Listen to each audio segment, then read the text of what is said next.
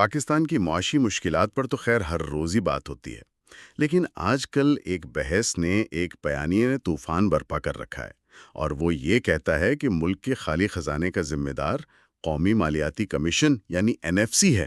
جی، کہا جا رہا ہے کہ وفاق کا گلا گھونٹ دیا گیا ہے اور حل صرف ایک ہے: صوبوں کے حصے میں کٹوتی۔ آج ہم اسی معمے کو، اسی گتھی کو سلجھانے کی کوشش کر رہے ہیں۔ ہمارے پاس ڈاکٹر مرتضیٰ کھوڑوں کا ایک گہرا تجزیہ ہے، اور یہ تجزیہ ہمیں ایک بالکل مختلف کہانی سناتا ہے۔ تو کیا NFC واقعی ولن ہے یا اسے قربانی کا بکرا بنایا جا رہا ہے؟ آئیے اس کی تہہ تک پہنچتے ہیں۔ چلیں بالکل شروع سے شروع کرتے ہیں۔ یہ NFC ہے کیا؟ اکثر لوگ اسے صرف بجٹ کی کوئی ایک لائن سمجھتے ہیں۔ نہیں، یہ اس سے کئی زیادہ ہے۔ یہ کوئی عام مالیاتی بندوبست نہیں ہے۔ ماخذ اسے آئین کے آرٹیکل 160 کے تحت ایک آئینی میثاق کہتا ہے۔ آئینی میثاق مطلب ایک مقدس معاہدہ؟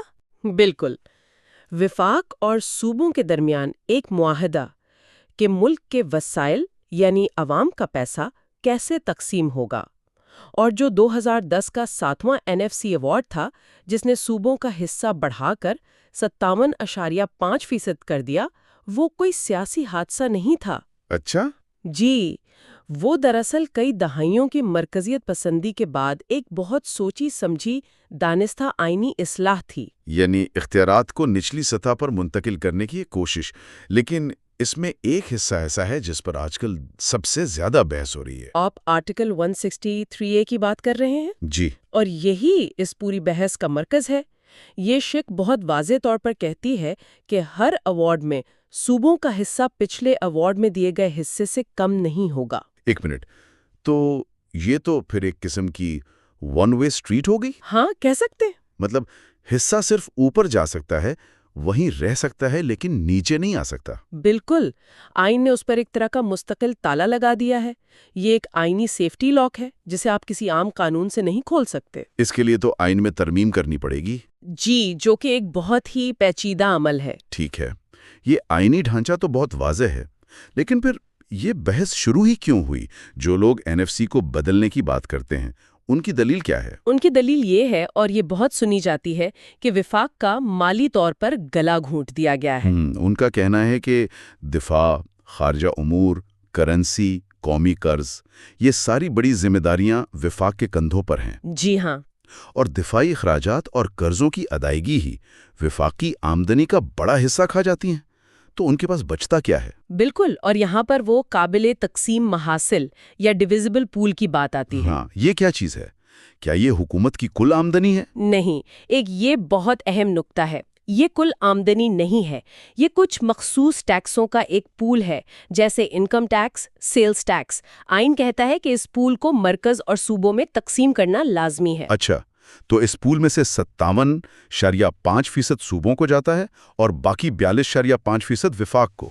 جی، اور دلیل یہ ہے کہ اس 42.5% سے وفاق کے تمام اخراجات پورے نہیں ہوتے اور اسے قرضے لینے پڑتے ہیں۔ بظاہر تو یہ ایک بہت وزنی دلیل لگتی ہے۔ کیا ایک کمزور مرکز مضبوط صوبوں کو سنبھال سکتا ہے؟ بظاہر یہ دلیل بہت مضبوط ہے، لیکن یہ تجزیہ اسے مسترد کرتا ہے۔ مصنف کے الفاظ میں یہ جانچ پڑتال پر ریت کی دیوار ثابت ہوتی ہے۔ ریت کی دیوار؟ یہ تو بہت سخت الفاظ ہیں۔ جی، کیونکہ ماخذ کا بنیادی موقف یہ ہے کہ بحران وسائل کی تقسیم کا ہے ہی نہیں، بلکہ گورننس اور ویژن کا ہے۔ ایک منٹ، گورننس کا مسئلہ؟ یہ تو ایک سیاسی نعرہ بھی لگتا ہے، ہر کوئی یہی کہتا ہے۔ کیا ماخذ اس کی کوئی ٹھوس مثال دیتا ہے؟ بالکل، اور وہ 3 ٹھوس نکات پیش کرتا ہے۔ پہلا اور سب سے بنیادی نکتہ یہ ہے کہ پاکستان کی مالی پریشانی کی وجہ دولت پیدا کرنے میں ناکامی ہے۔ یعنی ایک ریاست جو اپنے لوگوں کو پیداواری معاشی سرگرمیوں سے باہر رکھے، وہ کچھ بھی فائنانس نہیں کر سکتی، دفاع بھی۔ اصل سوال یہ ہے کہ ہم ایک بڑا کیک بنا ہی کیوں نہیں رہے؟ بالکل، ماخوذ کہتا ہے کہ اصل طاقت قلت کو دوبارہ تقسیم کرنے میں نہیں، بلکہ سائنس، ٹیکنالوجی اور انسانی سرمایہ میں سرمایہ کاری کر کے دولت پیدا کرنے میں ہے۔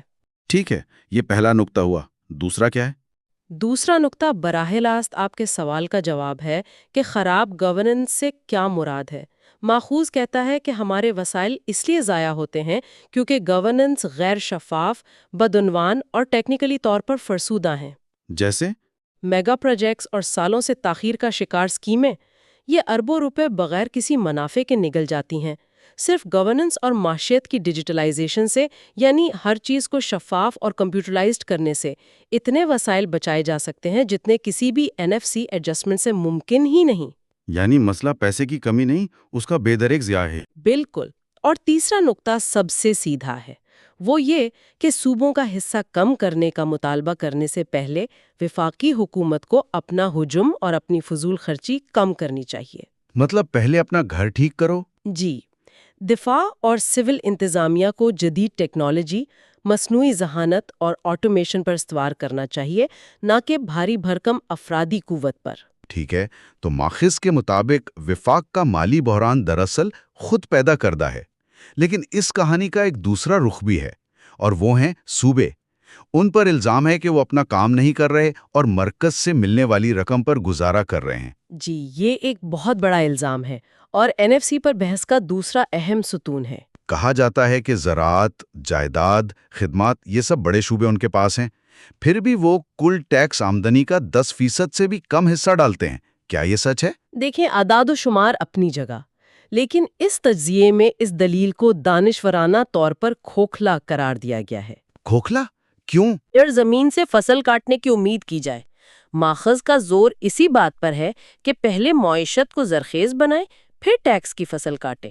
صوبے اس لیے کم کارکردگی نہیں دکھا رہے ہیں کہ انہیں مرکز سے بہت پیسہ ملتا ہے، بلکہ اس لیے کہ ان کے ہاں بھی گورننس کے ڈھانچے کرپٹ ہیں اور معاشی بنیادیں تنگ ہیں۔ یہ تجزیہ اس حوالے سے کچھ بہت چبھتے ہوئے سوالات بھی اٹھاتا ہے۔ مثلاً صوبے ٹیکس کیسے اکٹھا کریں جب لاکھوں لوگ بے روزگار ہوں، جب تعلیم اور صحت کا نظام تباہ حال ہو، جب جدت ترازی کا کوئی نظام نہ ہو، جب ایک چھوٹے کسان کو نہ سرمایہ تک رسائی ہو اور نہ ہی مارکیٹ تک۔ تو یہ سوالات تو پوری بحث کا رخ ہی بدل دیتے ہیں۔ اور یہیں سے ماخذ ایک سنہری اصول وضع کرتا ہے: دولت پر ٹیکس لگانے سے پہلے اسے پیدا کرنا پڑتا ہے۔ یہ اس پوری بحث کا نچوڑ ہے۔ حل آئینی اختیارات کو قربان کرنے میں نہیں، بلکہ اچھی گورننس اور ٹیکنالوجی پر مبنی معیشت کی تعمیر میں ہے۔ تو اس ساری گفتگو کا لب و لباب کیا ہے؟ اگر آئین کو بدلنا اور صوبوں کا حصہ کاٹنا حل نہیں ہے، تو پھر حل کیا ہے؟ کیا ہم ایک ایسے تعطل کا شکار ہیں جہاں وفاق اور صوبے بس ایک دوسرے کو الزام دیتے رہیں گے؟ نہیں، اور یہی اس تجزیے کی خوبصورتی ہے کہ یہ صرف مسئلہ بیان نہیں کرتا، بلکہ آئین کے دائرے میں رہتے ہوئے ٹھوس حل بھی پیش کرتا ہے۔ ماخذ کہتا ہے کہ وفاقی بقا اور صوبائی خود مختاری کے درمیان یہ تفریق ہی غلط ہے۔ ایک کو بچانے کے لیے دوسرے کو قربان نہیں کیا جا سکتا۔ تو پہلا حل کیا ہے؟ پہلا حل ہے کیک کو بڑا کریں، چھوٹا نہیں۔